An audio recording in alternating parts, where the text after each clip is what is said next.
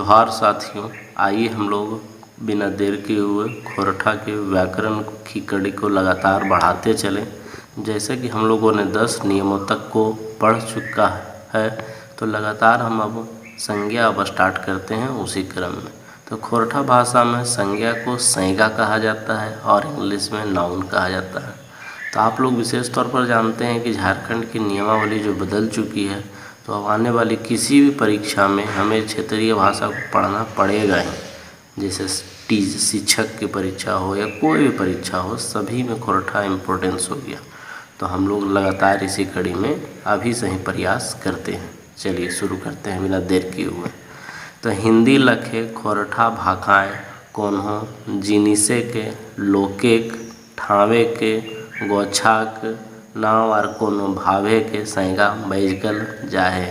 कह रहा है खोरठा हिंदी लखें मतलब हिंदी की तरह खोरठा भाखाएँ खोरठा भाषा में कोन्हों जिनिसे के मतलब किसी वस्तु के, लोके के मतलब व्यक्ति को, ठावे के स्थान को, गोछाक मतलब समूह के, नावे मतलब नाम को, नाम और कोनो भावे के भाव को संज्ञा बैजकल जाए मतलब कहा जाता है जे रकम। जैसे कि टेमरस, टेमरस मतलब अमरूद, मोहन, गोला, झोंपा, झोंपा मतलब समूह, समूह हो गया।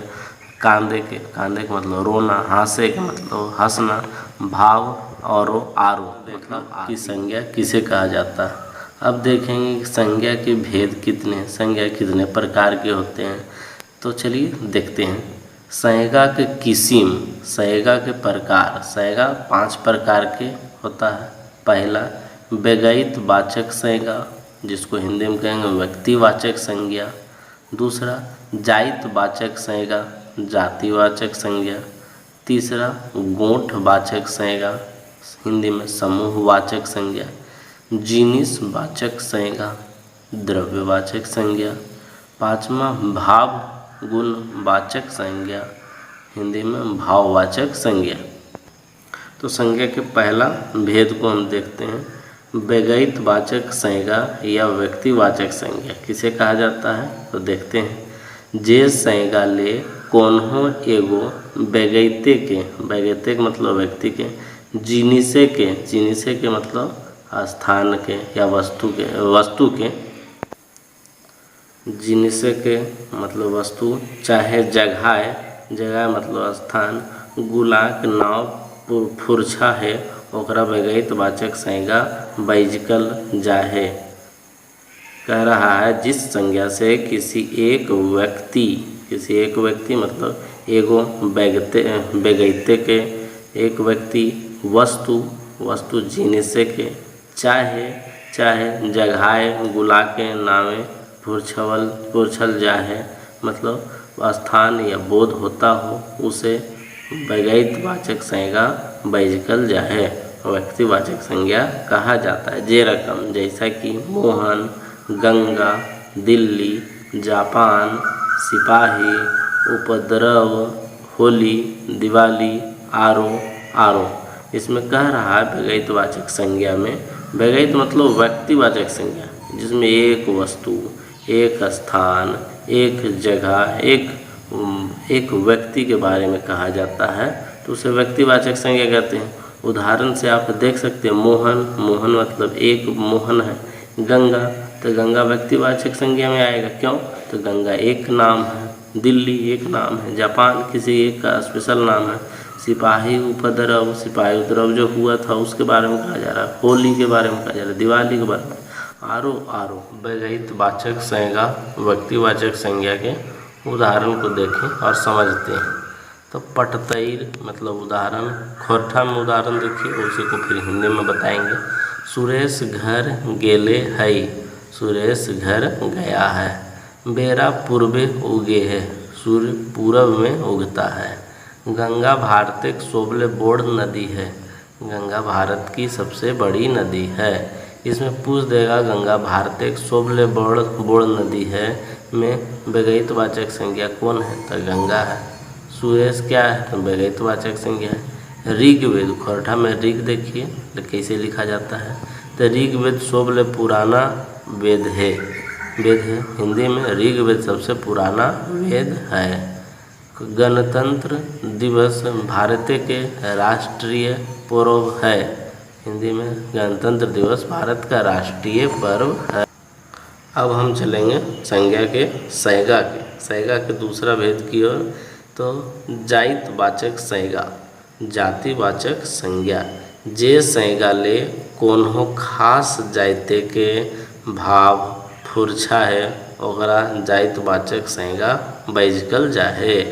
जिस संज्ञा से किसी जाति विशेष का बोध हो, मतलब खास जाति के बोध हो, उसे जातिवाचक संज्ञा कहा जाता है। संज्ञा के तीसरा भेद खोरठा में गोठवाचक संज्ञा, गोठवाचक संज्ञा जिसको कहेंगे हिंदी में समूहवाचक संज्ञा।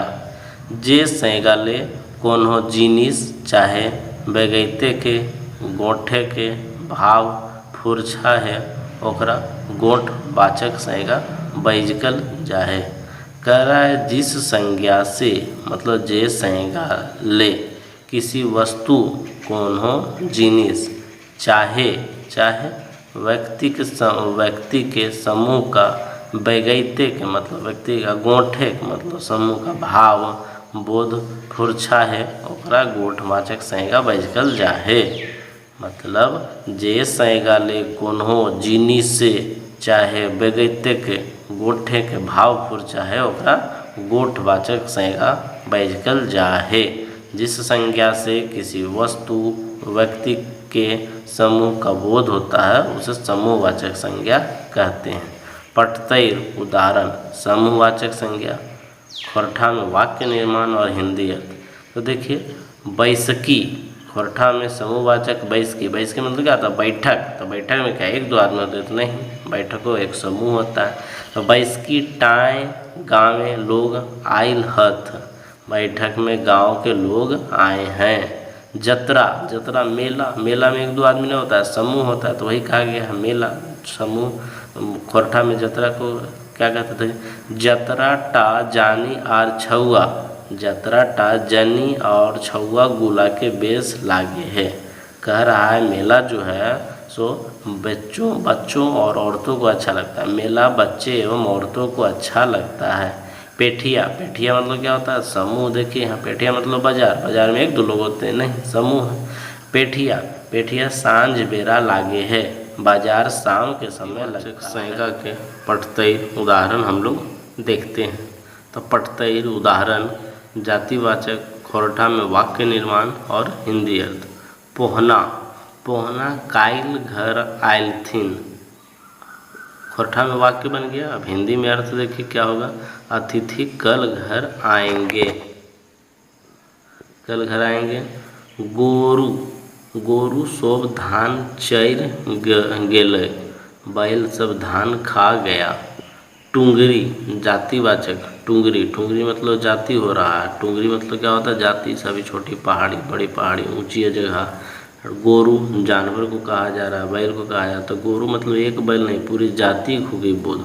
पहुना अतिथि, अतिथि मतलब किसी विशेष नहीं, पहुना मतलब पूरे पहुने के बारे में बात हो रहा है समूह।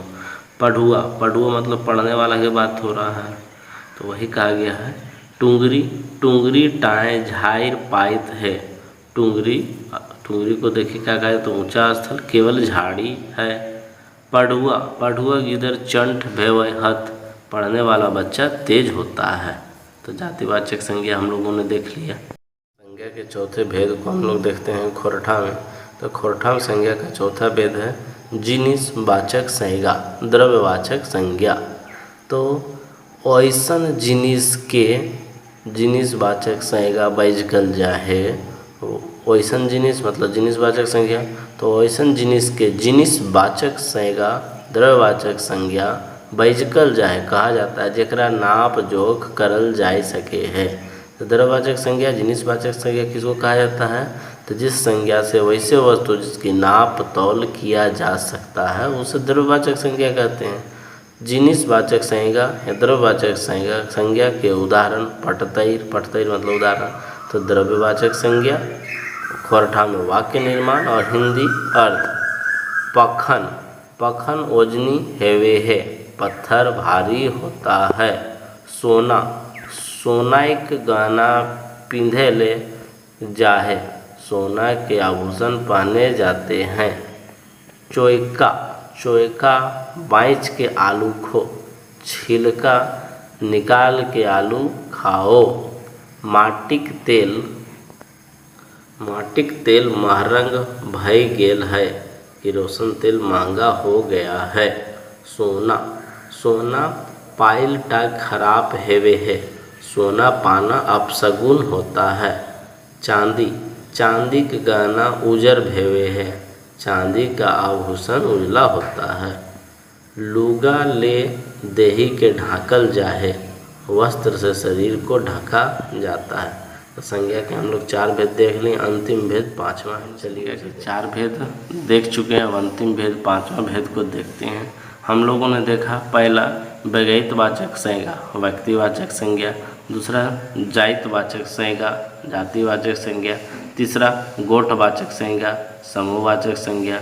चौथा जिनिसवाचक संज्ञा, द्रव्यवाचक संज्ञा।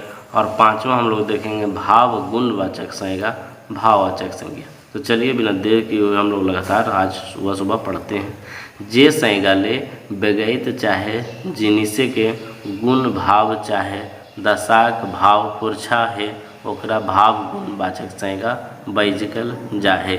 कह रहा है जे संज्ञा ले बेगैत, बेगैत मतलब व्यक्ति, चाहे जिनिसे के मतलब वस्तु, गुण भाव, गुण बोध होता हो भाव, चाहे दशा के, दशा के मतलब स्थिति, भाव पुरछा है ओकरा भाव गुणवाचक संज्ञा बैजकल जाहे। हिंदी में देखिए, जिस संज्ञा से व्यक्ति, व्यक्ति को जिनिसे के या वस्तु के, वस्तु का, गुण का, धर्म या दशा का बोध होता है, उसे भाववाचक संज्ञा कहते हैं। पठतैर, भाव गुणवाचक संज्ञा के उदाहरण देखिए। पठतैर भाव लिखा हुआ है, भाववाचक, कोरठा में वाक्य निर्माण और हिंदी अर्थ।